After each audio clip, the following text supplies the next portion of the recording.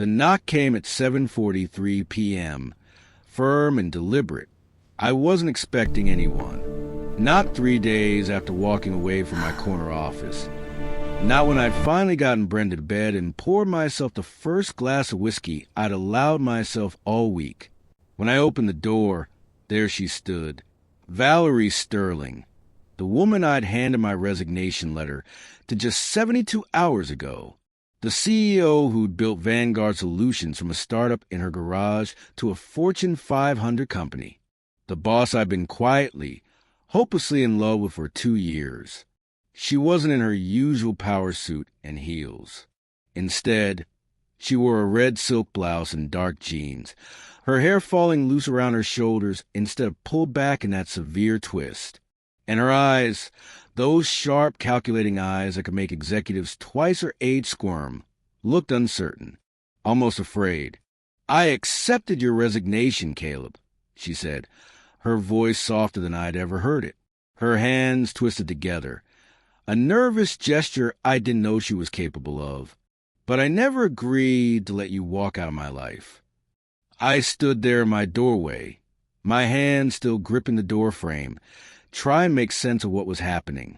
This was Valerie Sterling, the woman who negotiated billion-dollar mergers without blinking, the CEO who'd once fired 3 board members in a single afternoon for questioning her vision. And she was standing at my door, looking vulnerable and raw, saying words that made my chest tight. "My name is Caleb Richardson. Let me back up and tell you how I got here. Because 6 months ago, I never would have believed this moment was possible. Before we continue, please tell us where in the world you're watching from. We love seeing how far our stories travel, and it reminds us that hope and second chances are universal languages." The whole thing started falling apart 6 months before Valerie showed up at my door. I was working late one Wednesday when Brenda's school called. I'd forgotten to pick up my 7-year-old daughter. Again, when I got there an hour late, she was the last kid left, sitting alone with her stuffed rabbit. She didn't say anything on the drive home. That silence was worse than if she'd been crying. That night, after I fed her microwave chicken nuggets because I hadn't had time to shop for real food, I tucked her into bed. She looked up at me and asked a simple question. "Daddy, why are you always in the computer?" I didn't have a good answer. I mumbled something about work being important, about making money, so we could have a nice life. But I knew it was bullshit even as I said it. My wife, Sarah, had died 3 years earlier from cancer. She was Brenda's mother, my best friend, and the love of my life. Before she died, she made me promise just one thing. Be there for Brenda. Don't just be the guy who pays the bills. Be an actual father. I'd been breaking that promise every single day for 3 years straight. I'd thrown myself into work after Sarah died. It was easier than dealing with the grief. Easier than figuring out how to be a single parent. I told myself I was doing it for Brenda, building a secure future for her. But really, I was just running away from the hardest parts of my life. I worked at Vanguard Solutions, a tech company that made logistics software. I'd been there 8 years, starting as a junior analyst right out of business school and climbing my way up to senior executive. The job was intense.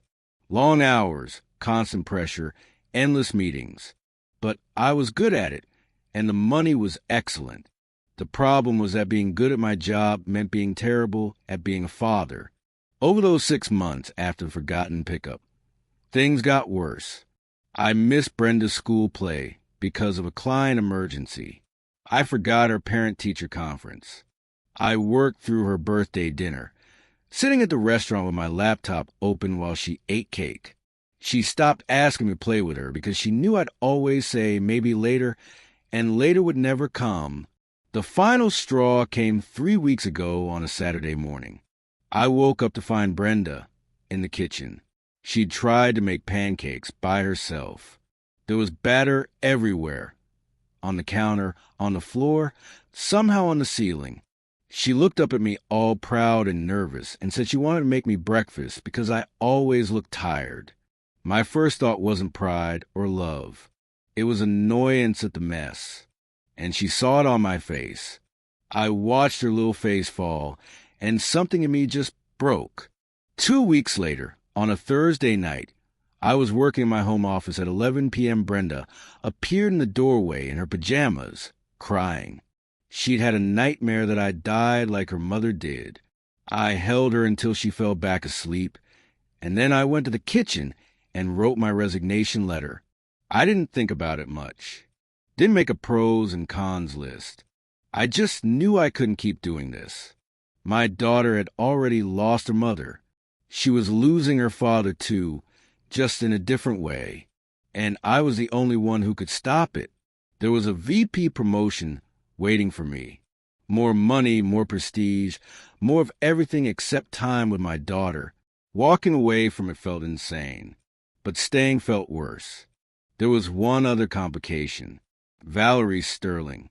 I'd been in love with Valerie for 2 years. Not crush love, real love, the kind that makes your chest ache. She'd built Vanguard from nothing, starting in her garage 12 years ago and turning it into a multi-billion-dollar company. She was brilliant and driven and absolutely beautiful. But that's not why I loved her. I loved her because she was kind. She remembered everyone's name. She asked about people's families. She fought for what was right even when it cost her. And over the past 2 years, we'd become close. She started bringing me coffee during late nights. We'd talk about everything: work, books, life, philosophy. She asked about Brenda constantly, seemed genuinely interested in hearing about my daughter's life. I convinced myself it was just professional courtesy. She was the CEO being nice to a valued employee. Nothing more. I mean, she was Valerie Sterling. I was just some guy who could barely keep his life together. But sometimes I'd catch her looking at me with this expression I couldn't quite read.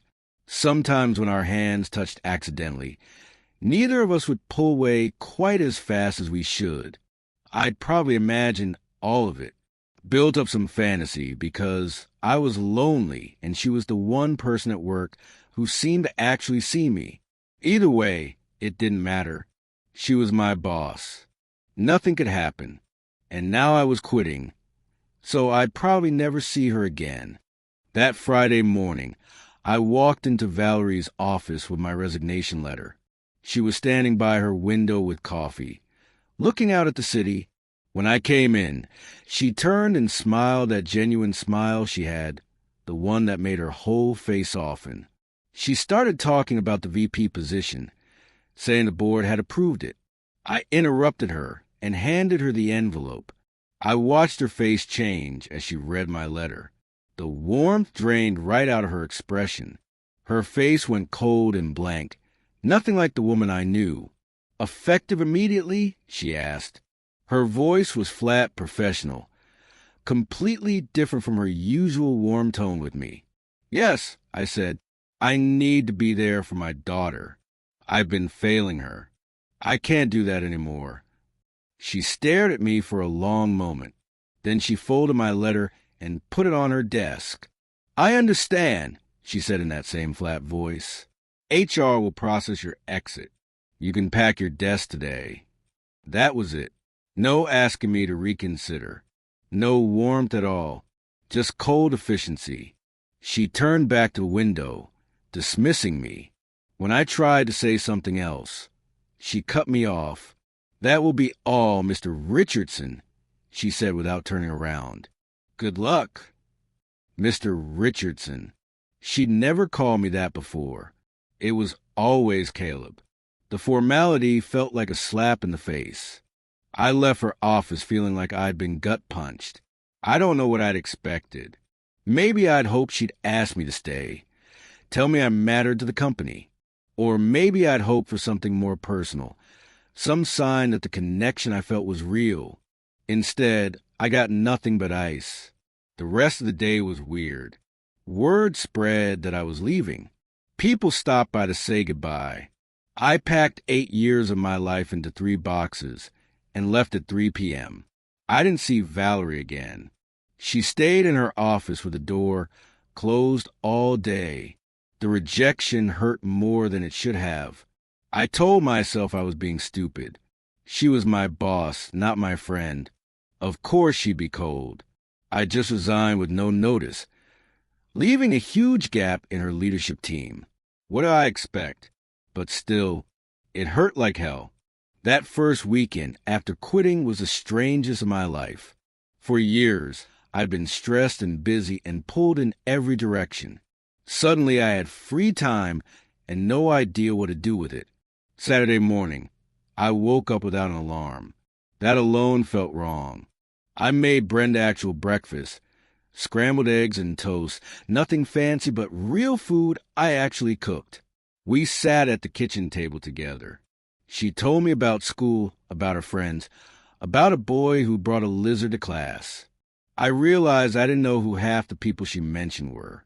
My daughter had friends I'd never met, because I was always working. We went to the park that day, fed the ducks, played on the swings, got ice cream. Brenda was happier than I'd seen her in months. She kept grabbing my hand and pulling me to see things, like she couldn't believe I was actually there. That should have felt good. Instead, it made me feel guilty for all the time I'd already wasted. Sunday was similar. We baked cookies together, watched a movie, did her homework side by side at the kitchen table. Normal parent-child stuff that I'd been too busy for. She asked me at bedtime if this was permanent, if I'd always be home now. The hope in her voice broke my heart. Yes, sweetie, I told her. I'm not going anywhere. She fell asleep smiling. But late at night, after she was in bed, the doubts crept in. Had I made a massive mistake? I'd walked away from a 6-figure salary and a VP promotion with nothing lined up. I had savings, but they wouldn't last forever. What was I going to do for work? How would I support Brenda long term? And then there was Valerie. I couldn't stop thinking about how cold she'd been, how completely she'd shut me out. I kept replaying that last conversation, trying to figure out if I'd missed something, if there was some sign I'd misread. I thought about texting her. Just a simple thank you for everything message. But what was the point? She'd made it clear she had nothing to say to me. Monday was harder. Brenda went to school, and I was alone in the house for the first time. I tried to stay busy, cleaned the kitchen, did laundry, made a grocery list. But the silence was crushing. For 8 years, Mondays had meant meetings and emails and constant activity. Now I had nothing but empty hours. I checked my phone constantly, though I'm not sure what I was waiting for. Some word from Vanguard, maybe, though I didn't work there anymore. Or maybe I was hoping Valerie would reach out. Just a text, just something to acknowledge that I'd existed in her life as more than an employee. Nothing came. By Monday evening, I was second-guessing everything. I'd thrown away my career for a woman who didn't even care enough to say a real goodbye. I'd given up financial security on some idealistic notion that being present for Brenda mattered more than providing for her. Maybe Rebecca, my ex-girlfriend, had been right when she left me. Maybe I was just a guy who'd always be married to his work, and trying to change that was pointless. Tuesday was worse. The reality of unemployment hit me. I started looking at job listings, but everything in my field would mean the same long hours, the same broken promises to Brenda. What was the point of quitting if I was just going to end up in the same situation? I thought about calling Valerie, asking if there was a way back. Maybe part-time, maybe remote. Something that would let me keep one foot in both worlds. But I knew that was stupid. You don't quit and then come crawling back 3 days later. And besides, she'd made her feelings crystal clear. I was Mr. Richardson now, just another former employee. By Tuesday night, I was in a dark place. I put Brenda to bed and then sat on my couch with a glass of whiskey, staring at nothing. I'd burned down my life for what? A few days of quality time with my daughter, before I had to find another job that would take me away from her again. My phone sat on the coffee table, silent. No calls, no texts, no sign that anyone at Vanguard even remembered I'd existed. Especially not Valerie. I told myself I was being pathetic. She was the CEO of a Fortune 500 company. She had 1,000 things more important to think about than one guy who quit. The connection I thought we had was all in my head. The late-night coffee runs, the long conversations, the looks I thought meant something. It was all just my lonely imagination building a fantasy. I poured myself a second whiskey, then a third. I was feeling properly sorry for myself when the knock came. Listen, if you've made it this far in the story, you're invested. You want to know what happens to them. But here's the thing. Most people scroll past these stories without subscribing. They watch, they enjoy, and they disappear. If this story matters to you, if you actually care how it ends, hit that subscribe button, please. It takes 2 seconds. And if you don't, you'll probably forget about this channel and never another amazing stories from me. That knock at 7:43 p.m. on Tuesday was the last thing I expected. I figured it was a delivery driver, or maybe my neighbor wanted to borrow something. I definitely didn't expect to open the door and find Valerie Sterling standing there. She looked nothing like the CEO who'd coldly dismissed me 3 days ago. Her hair was down, falling in soft waves around her shoulders instead of pulled back in its usual severe style. She wore a red silk blouse and dark jeans. I'd never seen her in jeans before. And her face, that face that could command a boardroom full of powerful men, looked scared. "I accepted your resignation, Caleb," she said quietly. Her hands were twisting together like she didn't know what to do with them. "But I never agreed to let you walk out of my life." I just stood there like an idiot, my hand still on the door, trying to process what was happening. This couldn't be real. This had to be some weird stress dream. "Can I come in?" she asked when I didn't say anything. I stepped back automatically, and she walked past me into my small living room. She looked around, at the toys scattered in the corner, at the laundry basket I hadn't folded yet, at my glass of whiskey on the coffee table. Her eyes landed on the whiskey, and something flickered across her face. "I'm sorry," she said, turning to face me.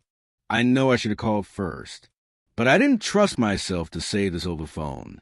And I've already waited 3 days, which was about 2 days and 23 hours longer than I wanted to wait." "Valerie, what are you doing here?" I finally managed to ask. She took a deep breath. "I need to tell you something I couldn't say while you work for me. Something I wanted to say for 2 years, but couldn't because it would have been inappropriate. Because I was your boss and you were my employee, and there were power dynamics and ethical considerations and 100 reasons why I had to keep my mouth shut." My heart was pounding so hard I could hear in my ears. "What are you talking about?" "I'm in love with you, Caleb," she said. Just like that. No build-up, no easing into it. Just straight truth. "I've been in love with you for 2 years. Since that night, we worked until 3 a.m. on the Patterson merger, and you made me laugh so hard I snorted coffee out my nose. Since you showed me pictures of Brenda's science fair project, and I could see how much you loved being her father. Since every late night, and every conversation, and every moment I got to spend with you made me realize you were the most genuine, kind, brilliant man I'd ever met." I couldn't speak. My brain had completely stopped working. She kept going, words tumbling out like she'd been holding them back for too long. "I couldn't tell you while you worked for me. It would have been wrong. You might have felt pressured or worried about your job or 1,000 other things. I couldn't do that to you. So I waited. I told myself maybe someday you'd quit or I'd step down or something would change that would make it okay to tell you how I felt. The promotion, I said slowly, pieces clicking together. You were going to promote me to VP. "Yes," she admitted, "because you deserved it, but also because as a VP, You'd be more of a peer, still not perfect, but better. I thought maybe once you had that position, once some time passed, I could finally tell you. But then you resigned, and I panicked. You were so cold, I said. You call me Mr. Richardson. She winced. I know. I'm sorry. I was trying to protect myself. If I'd let myself feel anything in that moment, I would have broken down. I would have begged you to stay, and that wouldn't have been fair to you or to Brenda. You were making the right decision. I knew that, but it was killing me because I thought it meant I'd never see you again. Why didn't you say something? I asked, why wait 3 days? Because you needed those 3 days, she said simply. You needed time with your daughter, without any complications. You needed to know you'd made the right choice for the right reasons, not because your boss showed up and confused everything. And honestly, I needed time to work up the courage, because this is terrifying, Caleb. Negotiating billion-dollar deals is easy compared to standing here telling you I love you and having no idea if you feel the same way. The vulnerability in her voice was something I'd never heard before. This was Valerie Sterling, the woman who'd built an empire, admitting she was scared. You brought me coffee, I said stupidly. All those late nights. You brought me coffee and stayed to talk. I made up excuses to work late on nights. I knew you'd be there, she confessed. I volunteered for projects you were on. I asked about Brenda constantly because I want to know everything about your life. I've been completely, pathetically in love with you, and I've had to hide it every single day. I thought I was imagining it. I said, the way you'd look at me sometimes, the way we'd accidentally touch, and neither of us would pull away. I convinced myself I was making it all up. You weren't imagining anything, she said. I was trying so hard to be professional, but I couldn't help those moments. Couldn't help wanting to be near you. Couldn't help caring about everything that happened in your life. I took a step toward her. I've been in love with you for 2 years, too. I thought it was hopeless. You're Valerie Sterling. I'm just some guy who can barely keep his life together. Just some guy, she repeated, and for the first time she smiled. Caleb, you're the man who chose his daughter over everything else. You're the person who makes me believe people can be genuinely good. You're the only man I've met in 12 years of running this company who never once cared about my money or my position. You just care about me. We were standing close now, close enough that I could see the gold flecks in her eyes, close enough to feel the nervous energy radiating off her. I don't have a job, I said. I have a 7-year-old daughter and about 6 months of savings and no plan for what comes next. I don't care, she said. I have enough money for both of us. I'm not saying that to be dismissive of your concerns. I know you want to provide for Brenda, but I'm saying you don't have to rush into anything. You can take time to figure out what you really want to do, and maybe I can be part of that life. If you want me, if I want you. I laughed, and it came out a little shaky. Valerie, I've wanted you since the first time you asked about Brenda's spelling bee. I wanted you through every coffee and every late-night conversation, and every moment I tried to convince myself you were just being a good boss. She reached up and put her hand on my cheek. It was such a simple gesture, but it felt monumental. So what do we do now? I don't know. I admitted, this is complicated. You're my former boss. People will talk. People always talk, she said. And yes, it's complicated.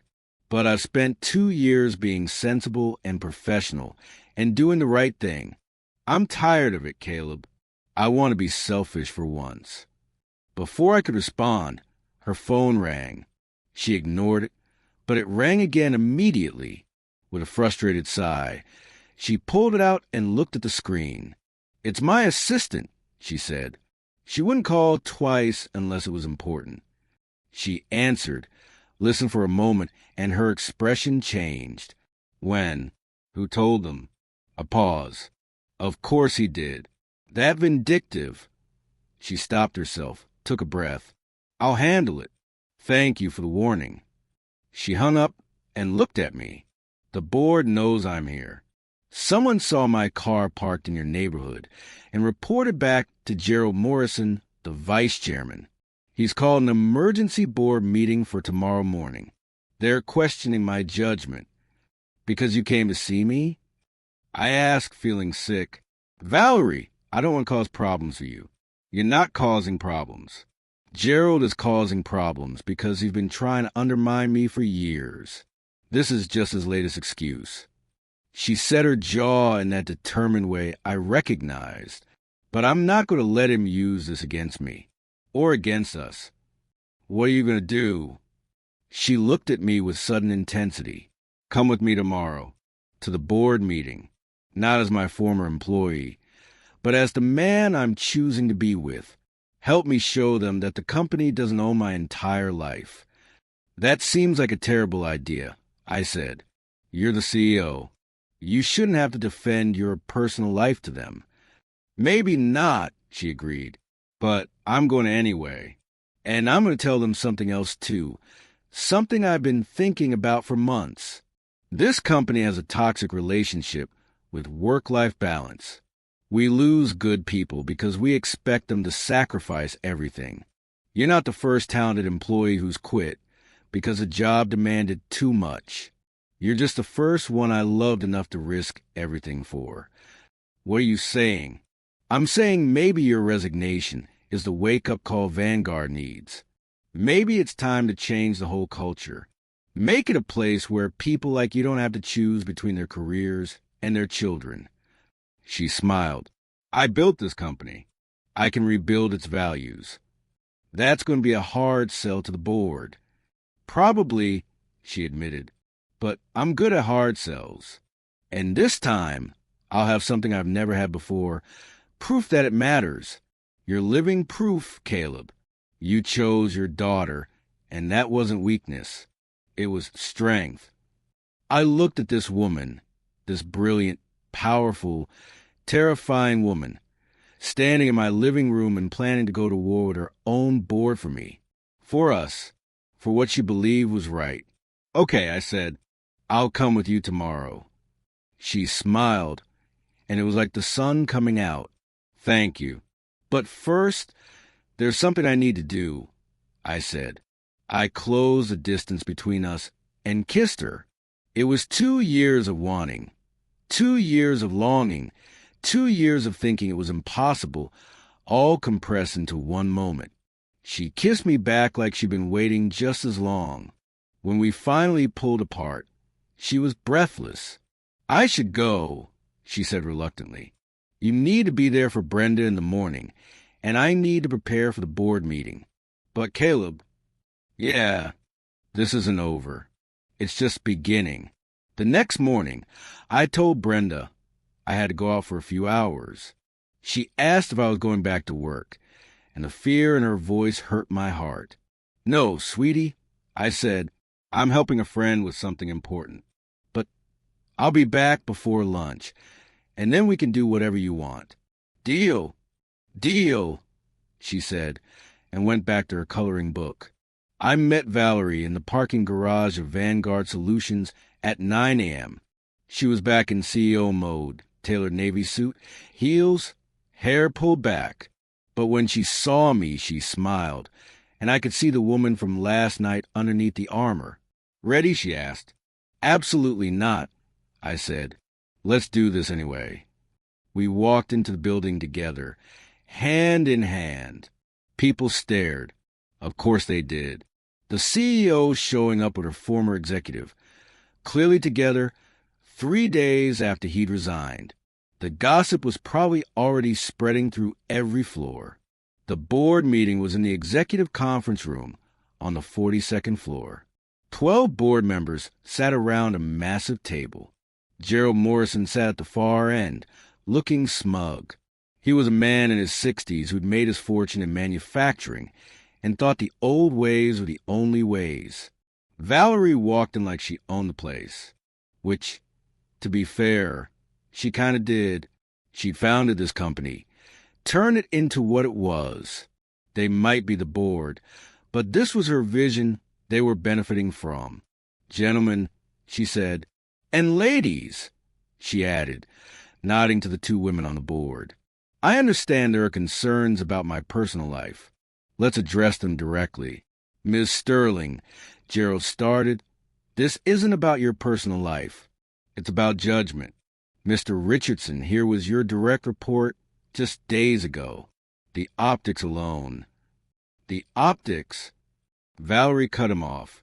Gerald, let me be very clear. Caleb Richardson resigned 3 days ago. He is no longer my employee. What I do in my personal time, with whom I choose to spend it, is not the board's concern. It is when it affects the company's reputation. Another board member said, when it suggests favoritism or ethical issues. There were no ethical issues, Valerie said firmly. I maintained complete professionalism while Caleb worked here. I'm sure you can review any decision I made regarding him and find nothing but merit-based choices. The VP promotion he was offered, he earned that through years of excellent work, and every member of this board approved it before he resigned. I stood there feeling awkward and out of place. These were powerful people in expensive suits, and I was just some guy in khakis who happened to be in love with their CEO. But then Valerie reached back and took my hand, pulling me forward to stand beside her. I'm not here to defend my personal choices, she said, but I am here to talk about something more important. Caleb resigned because this company was destroying his relationship with his daughter. He's a single father who'd been working 70-hour weeks trying to climb the corporate ladder. And we rewarded that. We promoted him, gave him raises, encouraged him to work harder. We never once asked if he was okay, if his family was okay. The room was silent now. Even Gerald had stopped smirking. Caleb isn't the first person we've lost this way, Valerie continued. In the past 2 years, we've had 12 senior employees resign citing work-life balance. 12 talented people who we drove away because we demanded they sacrifice everything. I built this company on hard work and dedication, but I never wanted it to cost people their families. That's just business, Gerald said. People who want to succeed have to make sacrifices. Why? Valerie challenged. Why is that just business? Why do we accept that the cost of success has to be broken relationships and missed childhoods? Why can't we build a company that's successful and humane? She pulled out a folder and slid it across the table. I've been working on a proposal, a family-first initiative, remote work options for parents, protected family time, no emails or calls during dinner hours or weekends unless it's a true emergency, better parental leave, flexible scheduling, mental health support. It will cost money initially, but I believe it will save us money long-term by reducing turnover and increasing productivity. This is unnecessary, Gerald said. Our employees are well compensated. If they can't handle the work, they can find other jobs. Like Caleb did? Valerie asked pointedly. We were about to promote him to VP. He was one of our most valuable assets, and we lost him because we expected him to choose between his career and his daughter. That's not strength, Gerald. That's bad business. I cleared my throat. Everyone turned to look at me. Can I say something? Valerie nodded. I loved working here. I said, this company taught me everything I know about operations and strategy. But it was killing me. More importantly, it was killing my relationship with my 7-year-old daughter. She started having nightmares that I'd die like her mother did, not because I was sick, but because I was never there. She thought she'd already lost me. I looked around the table. Some board members looked uncomfortable. A few looked thoughtful. Gerald just looked annoyed.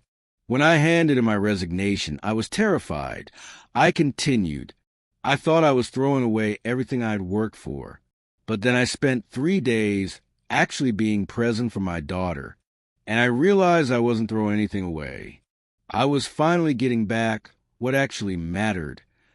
Very touching, Gerald said sarcastically. But this is a business, not a daycare center. It's both, Valerie snapped. Or it should be. Our employees have lives outside this building. They have families and friends and responsibilities. Pretending they don't, demanding they sacrifice everything for quarterly profits. That's not strong leadership. It's short-sighted and cruel. If you're so concerned with being kind, Gerald said, maybe you're not the right person to run this company anymore. The room went dead silent.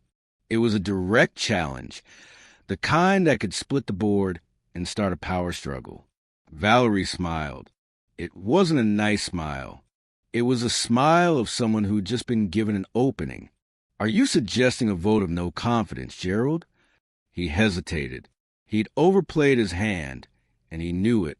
I'm suggesting that the board should discuss whether your recent decisions reflect the company's best interests. Fine, Valerie said. Let's vote. But let's be clear about what we're voting on. You're not voting on whether I'm a good CEO. The numbers speak for themselves. I've tripled this company's value in 5 years.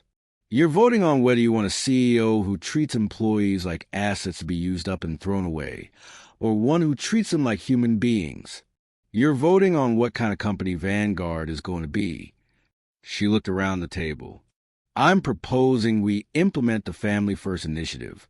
I'm proposing we become the kind of company that people want to work for, not just because of the salary, but because we respect their whole lives. And I'm proposing that my personal relationship with Caleb Richardson, which began after he left the company, is nobody's business but ours. I second the proposal. One of the women board members said suddenly, for the Family First initiative, I mean, Patricia Chin here. I have 3 children. I've missed countless school events because of meetings that could have been emails. If we can change that culture while maintaining our success, I'm all for it.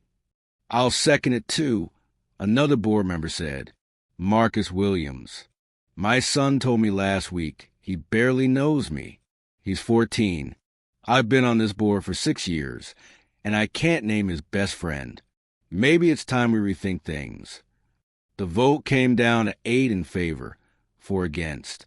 Gerald and 3 others voted no, but they were outnumbered. The Family First initiative passed. As for Valerie's relationship with me, the board ultimately decided that since I was no longer an employee and there was no evidence of impropriety while I was employed, it wasn't their place to interfere. Gerald stormed out of the meeting in protest, but nobody tried to stop him. Afterward, in the parking garage, Valerie leaned against her car and let out a long breath. That was intense. You were amazing, I said. You just changed the entire company culture in one meeting. We changed it, she corrected. Your resignation was a catalyst. Your testimony helped sway the vote. We did this together. So what happens now? She pushed off the car and stood in front of me. Now I go back to running a company. And you go back to being there for Brenda. And somehow we figure out how to build a life together. That's pretty vague, I said.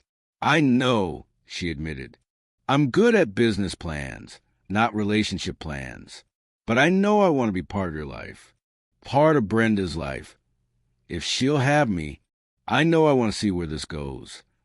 What about the fact that you're a CEO billionaire and I'm an unemployed single dad? What about it? She asked. Do you love me? Yes, I said without hesitation. Do I love you? You said you did. I do, she confirmed. So the rest is just details we'll figure out. You'll find work eventually. Something that lets you be there for Brenda. Maybe consulting, maybe something completely different. I'll keep running Vanguard and trying to make it better. And in our free time, we'll be together. We'll be a family. A family, I repeated. The word felt big and scary and wonderful. Thanks so much. The end. Sometimes the smallest acts of kindness create the biggest miracles. Sometimes giving away everything you have is how you gain everything you need. And sometimes the richest people in the world are the ones who understand that love, integrity, and compassion are worth more than all the money in the world combined. So here's the real question. Did you subscribe yet? Thousands of people will listen to this story and won't subscribe. Please don't be that person. Kindly support what I do here by subscribing. And then drop in the comment section if you would like part 2. What challenges will they face as a new blended family? Let me know if you want to hear more.